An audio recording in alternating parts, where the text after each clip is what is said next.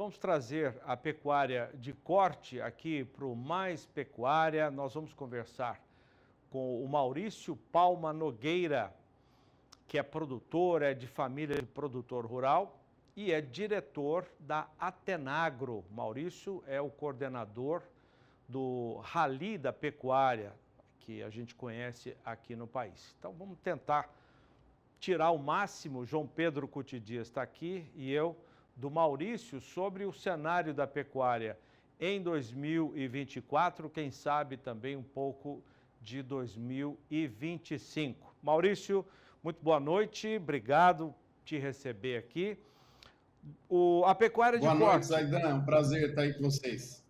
Prazer é nosso. Pecuária de corte termina 2024 em que situação? Melhor do que se esperava? Aquém do que se esperava? Qual é a sua avaliação?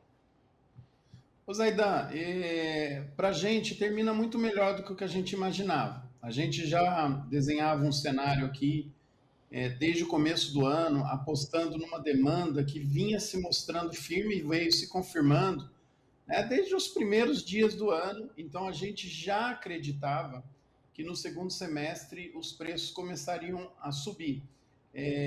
Se você olhar, né, o tanto de carne disponível que tinha no primeiro semestre e o tanto que a gente estava exportando, era de se imaginar que em determinado momento, com a entrada do forte da entre-safra, a gente tivesse o start aí dos preços. Os preços que agora aumentando começam a dar sequência ao ciclo pecuário. Tem uma discussão hoje se o ciclo virou ou não, né, pelo indicador de bezerro, pelo número de abate. Quando a gente consegue medir essas coisas, significa que o ciclo já está estimulando, ou para desestimular uma baixa, né, ou para estimular uma alta. Então, essa alta que aconteceu nos preços a partir de setembro, Zaidan, já possibilitou que todos os resultados nas fazendas melhorassem, né, nessa reta final do ano. Então, nós temos aí a recria engorda dando resultados interessantes na média mensal aí de setembro até agora. A cria também já apontando resultados bons, né? Confinamento atingindo aí por indicadores os melhores resultados já registrados quando a gente analisa o mês. Então nós estamos acabando o ano com uma realidade muito melhor do que o que a gente tinha projetado lá atrás. Mesmo essa queda, a gente precisa lembrar, nós estamos tendo uma queda nos últimos dias no preço, só que ele está caindo para patamares muito superiores ao que a gente tinha projetado num cenário otimista. Então eu avalio aí que 2024 está acabando com boas notícias para os produtores. Maurício, esse ano foi um ano que você viu um recorde de abate no primeiro semestre, especialmente fêmeas. Você tem um percentual muito alto de fêmeas abatidas, em função da questão do próprio preço do bezerro, que forçava o produtor a vender um pouco as matrizes dele. E você teve um segundo semestre onde que a demanda interna e externa foi muito forte e os frigoríficos tiveram dificuldade para montar a escala. Foi um dos fatores que subiu o preço. Porém, nós tivemos um período muito seco, que aqui no Centro-Oeste, praticamente de abril, fim de abril, voltou a chover em setembro, praticamente fim de setembro. Então você teve todo esse período de parição das matrizes, uma situação muito difícil. Você teve muito problema de animais que perderam, a vaca não conseguia sustentar o bezerro e tal.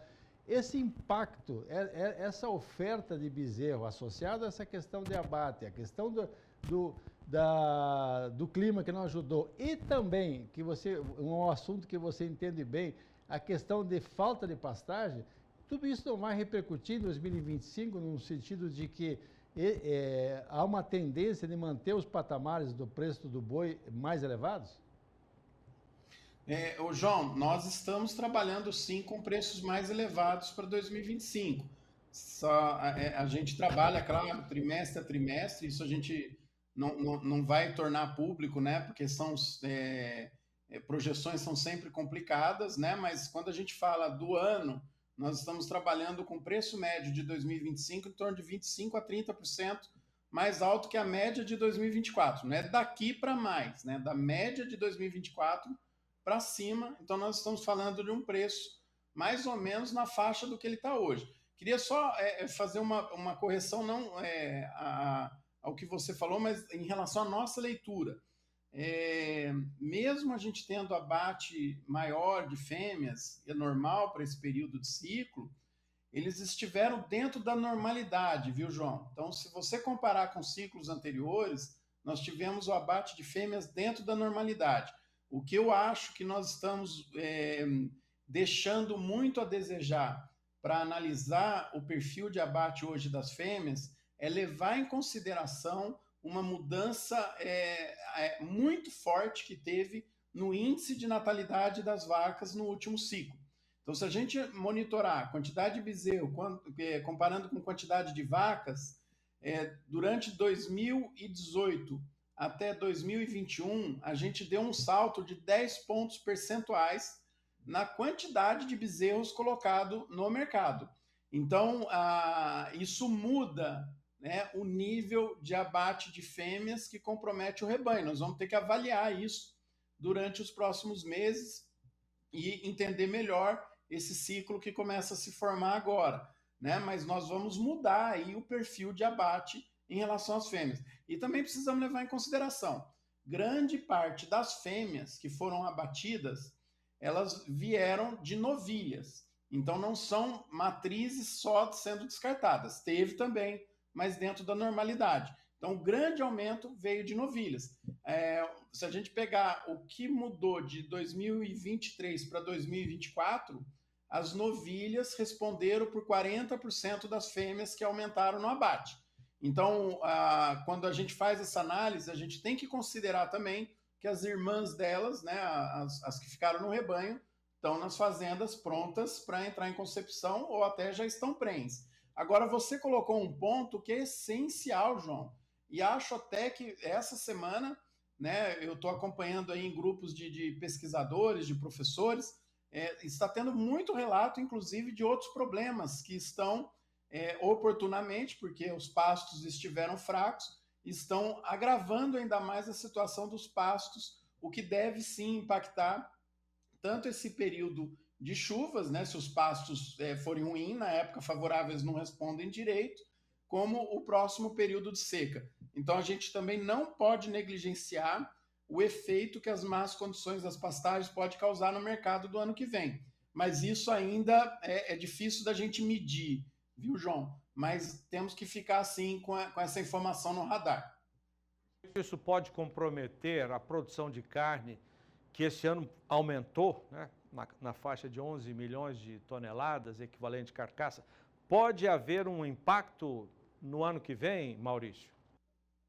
Pode sim, Zaidan, eu acredito que pode atrapalhar sim, pode prejudicar, mas lembra que assim como nós temos as pastagens em situações piores, né, por causa da seca e de outros problemas que estão sendo relatados, Zaidan, lembra que nós temos um cenário muito favorável para alimentos, né, tanto os que estão vindo de subprodutos, né, da operação de produção de energia, né, etanol de milho, do biodiesel, né, soja, assim como os próprios grãos que estão favoráveis, né, para a gente usar na nutrição animal. Então, a gente perde um pouquinho nos pastos, mas tem um cenário muito mais positivo para a nutrição. Então, talvez, Aidan, a gente consiga, na média das fazendas, nas decisões, né, lembra que inúmeros produtores tomando decisões, cada um individual, mas é provável que a gente consiga, sim, manter a produção que está sendo projetada para o ano que vem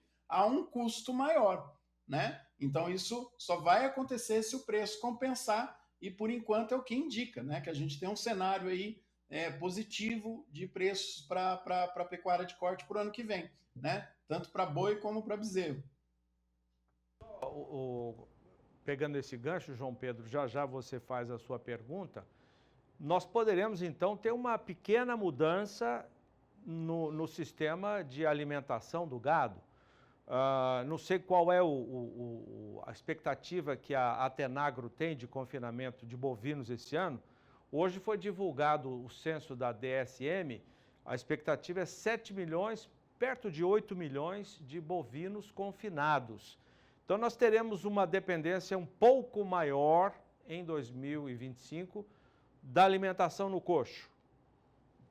Eu acredito que sim, Zaidan. Eu acredito até que nós vamos revisar esse número para cima, né? A gente sempre trabalha com um número um pouquinho acima aí do número da DSM,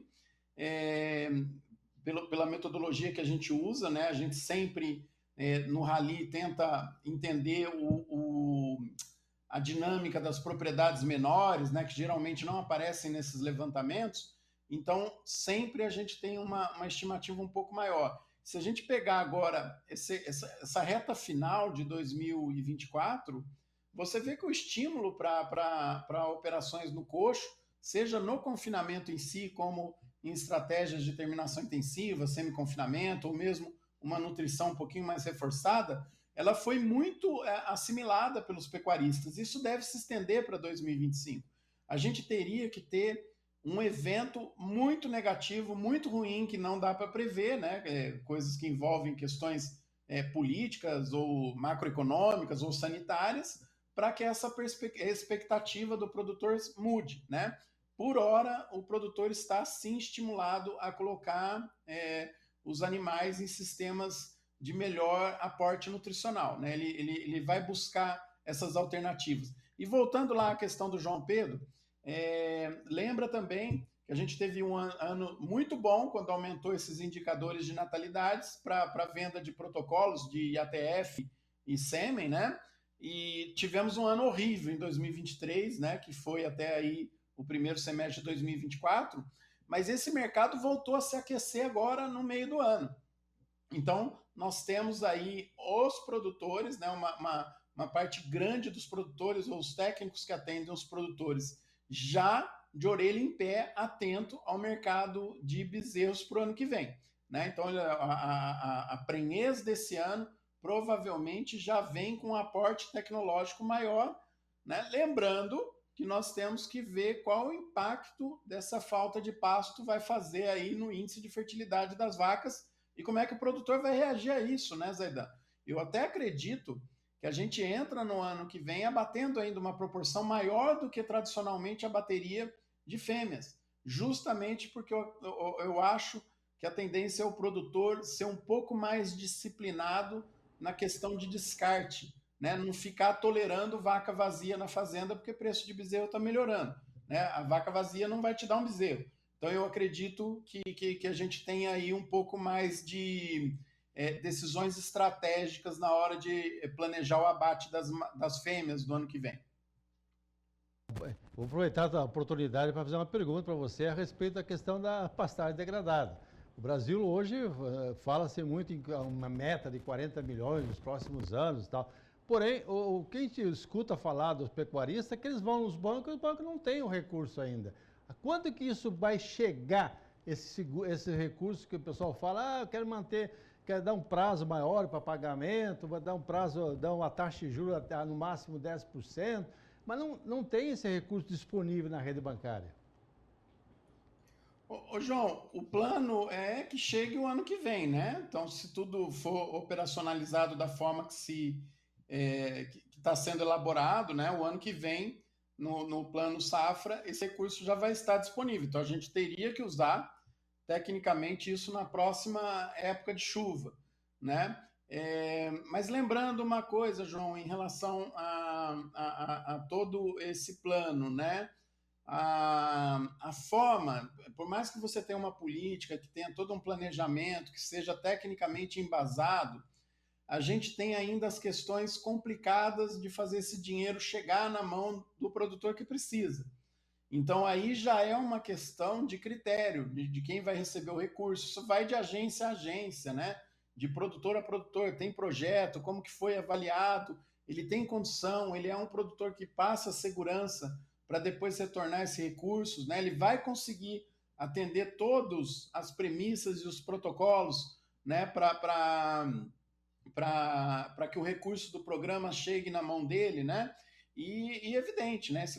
Esse plano foi lançado no final do ano passado, né? Começou a ser discutido aí durante o ano, só que até os recursos virem, até tudo acontecer, eu aposto nisso aí mais para o meio do ano que vem para o final, né? A partir aí de meados de 2025 para frente, esse recurso deve começar a ficar disponível aí para os produtores. Acredito, né? Eu não tenho essa informação, eu acredito. Visto, nós vamos ter que ter uma dupla sertaneja aí, né, Maurício? Recurso, que é fundamental, e tecnologia também, senão esse recurso vai embora com a erosão. O que eu sempre toco nesse ponto, João, que eu acho que estrategicamente nas fazendas é muito mais importante a gente usar o conhecimento disponível, que pode estar dentro da fazenda ou pode estar entre os técnicos que já chegam nessa fazenda para comercializar insumos ou para atender em assistência ou via sindicatos, a forma que tem aí para a gente colocar conhecimento dentro da fazenda e frear o processo de degradação, João. Eu acho que isso é o mais importante. Então, às vezes, a gente está usando o recurso para reformar um pasto, refazer tudo, e o outro pasto que estava bom vai ficar ruim no lugar daquele. Então, eu fico pedalando uma bicicleta que não sai do lugar.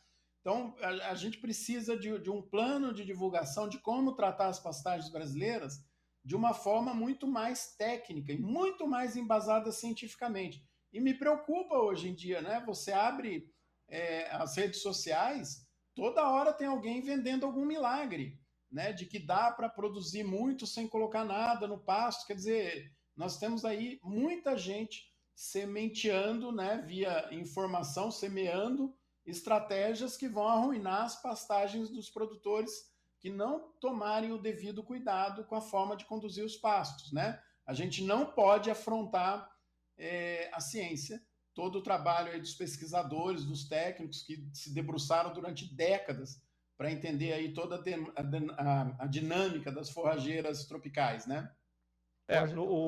Nós estamos insistindo muito nessas perguntas do pasto, né? O assunto nosso aqui é perspectiva da pecuária, balanço de 24, perspectiva de 25, porque o Maurício faz parte do grupo de estudos do Ministério da Agricultura, estudos que estão sendo elaborados para que tudo dê certo nessa meta do governo de reformar ou de adaptar os pastos degradados para áreas agricultáveis, 40 milhões de hectares nos próximos anos, né, Maurício?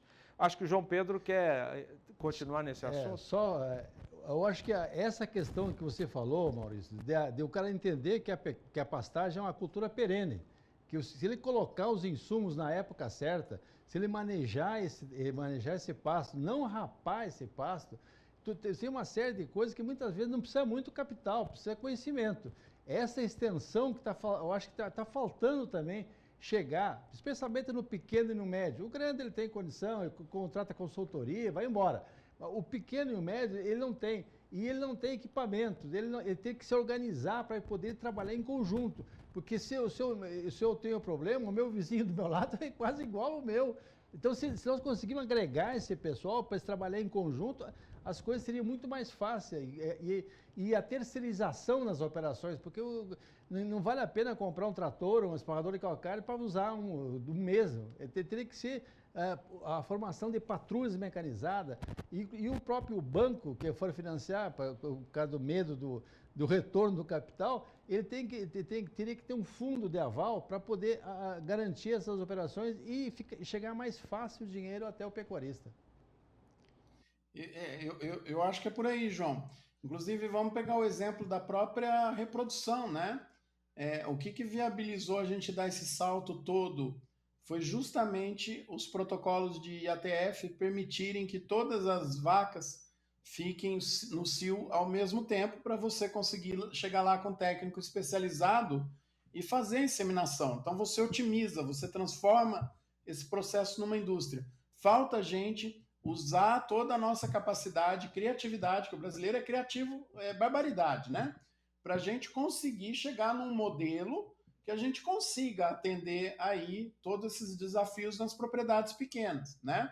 Mas o desafio é grande e, como você falou, usando conhecimento, a gente consegue frear o processo de degradação.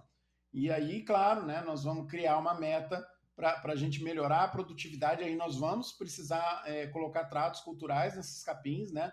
Lembra que os solos brasileiros são muito intemperizados, são solos tropicais, então a gente precisa tratar melhor para a gente conseguir ter produção de massa maior, né? E, evidentemente, na parte aí de programas, né, o maior desafio é esse recurso acabar caindo na mão do produtor que precisa, do produtor que vai conseguir executar o plano conforme está desenhado lá pelo grupo todo que está conversando todo esse processo lá dentro do Ministério, né?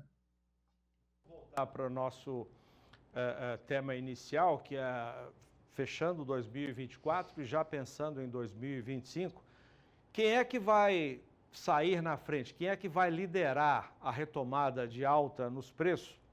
Considerando que nós já tivemos essa alta, você deixou claro agora há pouco que houve essa queda agora, mas o patamar após essa queda recente ainda está acima daquilo que se esperava com otimismo para 2024. Mas vamos pensar em 2025, um preço ainda mais valorizado. Quem é que estará na frente? A cria, o preço do bezerro vai estar à frente ou o preço do boi pronto para abate? Zaidan, eu acredito que ainda dentro de 2025 a cria puxe os preços, né, seja valorizada numa proporção maior do que do boi gordo. Então a cria deve subir mais, a desmama, né? E o boi gordo subir um pouco menos, então a gente já teria aí de novo o processo de achatamento na relação de troca. Agora, eu acho importante eu deixar um ponto bem claro aqui, que a gente, pelo menos na Atenagro, a leitura nossa ainda é que a gente tem a demanda proporcionando essa melhora nos preços. O que eu estou dizendo com isso? Nós não acreditamos numa queda muito forte de produção para o ano que vem. Acreditamos que vai sim ter uma queda, ou na melhor das hipóteses, aí uma estabilização na produção, que nós tivemos uma produção muito grande em 2024, né? Mas eu não estou projetando uma queda tão grande na produção. Mesmo o abate caindo uma proporção um pouquinho maior, nós vamos terminar animais mais pesados em 2025. E aí, né, a gente trabalha com esse cenário de preço melhor, então justamente apostando em desempenho de exportação e também de mercado interno. Existem outros estudos, outras empresas que trabalham com cenário de queda muito forte na produção já para 2025 ou lá em 2026. São cenários que desenham um preço muito melhor do que o que a gente está desenhando aqui. Então, o que é interessante, Zaidan, que a gente tem conversado muito com os nossos clientes aqui. Esse ano, a gente, na Atenagro, era considerado uma visão otimista em relação à perspectiva de preços para o final do ano. A gente tinha um cenário muito mais otimista que a maioria. Para o ano que vem, o nosso cenário é mais conservador, pelas mesmas razões, né? A gente acreditava que a produção ela não vinha só de descarte de fêmeas, a gente tinha um volume muito grande de animais jovens chegando, como aconteceu, né? A proporção de bois é grande no abate, não é só a fêmea que aumentou, né? Nós tivemos um aumento de todas as categorias e dentre as fêmeas, as novilhas aumentaram 40%, representam 40% desse aumento, né? Então, para o ano que vem, provavelmente essa máquina continua girando e colocando animais aí para terminação. Lembrando da ressalva no nosso cenário, que é a questão do impacto da seca, né? Então vamos ver como é que as pastagens passam daqui até março para a gente analisar qual vai ser a nossa capacidade de alimentar todos esses animais durante 2025. Dependendo do problema, né? Aí tudo que eu estou falando, a gente perde desempenho do gado, vai ter um ganho de produção um pouquinho menor e assim por diante. E aí a gente teria um cenário que pode inverter essa perspectiva e o boi subir mais do que o bezerro, né? Por hora, nós acreditamos ainda que o bezerro sobe mais do que o boi em 2025. Esse ano, a exportação ocupa 32%, 33% da produção nacional da pecuária de corte. Você acredita que ano que vem, à medida que o Brasil ocupar espaço, quase que dobrar, ele ser o dobro do segundo colocado em mercado internacional, esse caso do Carrefour, por exemplo, Não vai acontecer outros casos que o Brasil teria que ter uma posição um pouco mais agressiva no mercado internacional, mostrar que nós produzimos o nosso boi em cima de capim, em cima, usamos o ruminante para transformar uma fibra da pastagem numa proteína de alta qualidade. Eu acho que não faltaria a cadeia, não só o frigorífico, mas a cadeia, o governo, a Apex, frigorífico, produtores, mostrar ao mundo como é que nós produzimos para evitar essas besteiras que os caras falou lá? Eu acho que sim, João. Acho que a gente sempre tem que estar alerta aí, tentar melhorar ao máximo a nossa comunicação, ser um pouco mais agressivo no ponto de vista positivo, de mostrar o que a gente tem de bom, né? E não ficar só respondendo essas questões, né? Mas eu não acredito que é isso que vai mudar o jogo, viu, João? Isso aí faz parte, sim, do que a gente tem que colocar na nossa agenda aí como setor. Mas o ano que vem a gente ainda tem uma demanda muito forte, nós estamos abrindo mercados novos, né? Nós trabalhamos com muita competência a abertura de mercados, isso foi em parceria com o setor privado e com o Ministério, né? Então a gente trabalhou muito bem a abertura de mercados e nós começamos a colher esses frutos agora. Então, mesmo que a gente termine o ano com essa queda, lembra? A gente mudou no começo do ano a projeção de exportações para 3,45 milhões de toneladas de equivalente carcaça durante 2024 e era otimista. Na hora que nós mudamos essa projeção, a gente ficou até meio com medo. Puxa, será que chega lá? Fechou novembro e nós já passamos. Falta um mês ainda de estatística. Provavelmente nós vamos fechar o ano com 3,7 ou quase 3,8 milhões de toneladas de carcaças exportadas, né? Então, é uma marca considerável, que há 5 anos atrás era inimaginável que a gente chegaria nisso tão cedo, né? Então, são mercados se abrindo aí para a gente tentando aproveitar ao máximo, e claro, né, o que preocupa em relação à perspectiva para o ano que vem de precificação é a força do mercado interno, continuar consumindo essa carne, né? E, evidentemente, algum problema que a gente não consegue administrar, né?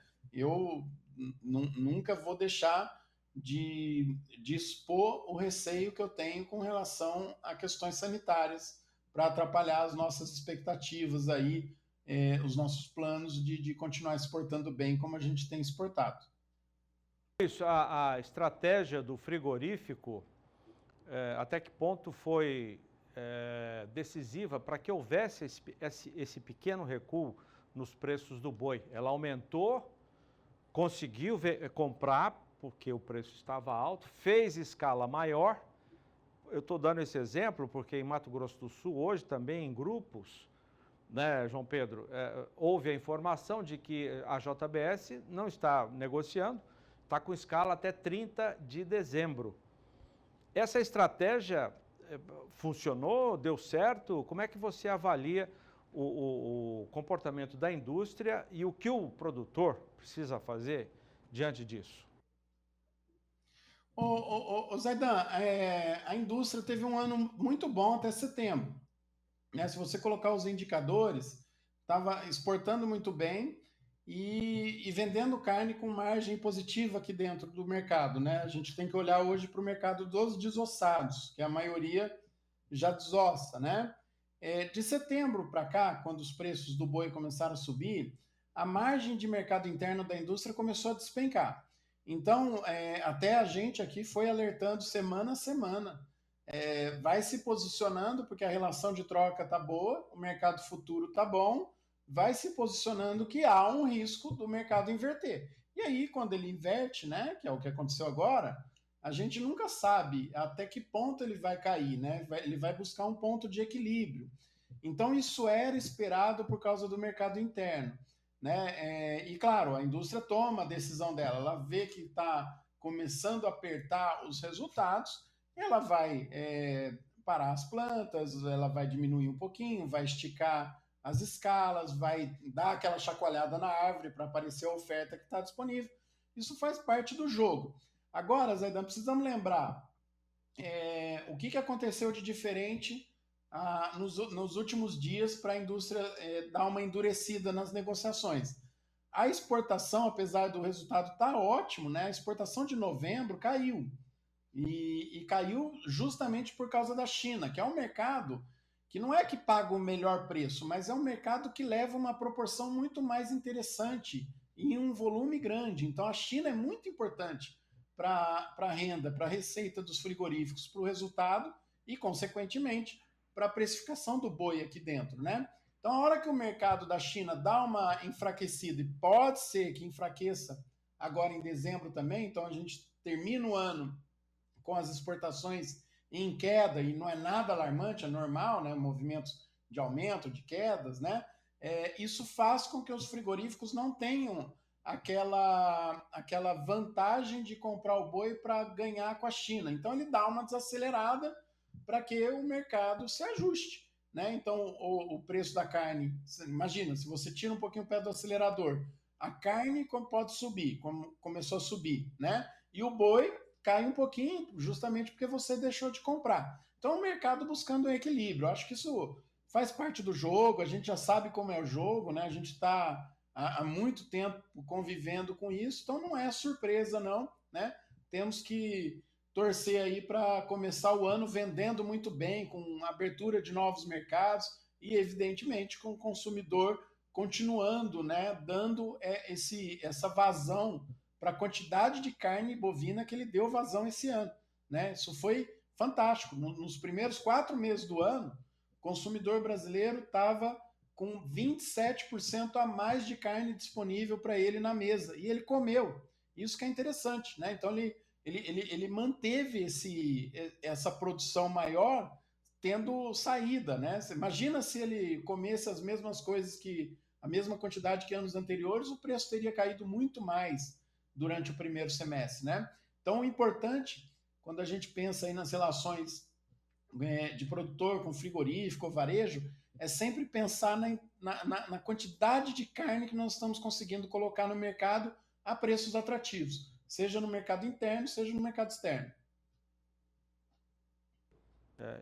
São poucos os países do mundo que têm essa disponibilidade, né, de proteínas, suíno, frango, bovino, ovos, para consumo de 200 milhões de habitantes e ainda para exportar. Então, o Brasil, nesse ponto, é privilegiado. Maurício, para nós concluirmos essa ótima conversa com você, é sempre ótima, né, João Pedro? Não, com certeza. Como foi o Rally da Pecuária e quais são os planos para 2025? Então, Zaidan, a gente está com o plano do Rally para a gente começar no segundo semestre de 2025. A gente ia começar esse ano para a gente terminar o Rally durante a COP. Só que a gente percebeu que nós estamos competindo com muito projeto que vem de áreas de fora da pecuária, né? Para apresentar dados, para chegar com o relatório na COP. Então, nós mudamos a estratégia. Vamos atrasar o Rally ao invés de adiantar, que era o plano, e vamos estar com o Rally em campo a hora que começar a COP, justamente para a gente tentar mostrar para o mundo que a pecuária brasileira não é o que estão falando, né? O pessoal não está entendendo uma diferença muito grande em relação à produção brasileira. O grosso do que é produzido no Brasil, que chega nas gôndolas daqui ou dos países de fora, ele é feito em fazendas modernas que respeitam todo o compliance ambiental. Existe sim uma quantidade grande de pecuaristas ainda que não aderiram a sistemas modernos de produção, mas eles são responsáveis por 20 a 30% só da carne que é produzida. Então, uma maioria produz a minoria da carne. Uma minoria moderna produz a maioria da carne. E não estou falando de fazendas grandes, viu, Zaidan e João Pedro? Estamos falando de fazendas pequenas e classe média, médias, né, da pecuária. Claro que grandes também, mas nós estamos falando de um grosso aí de propriedades aí de 500 a 1.000 hectares.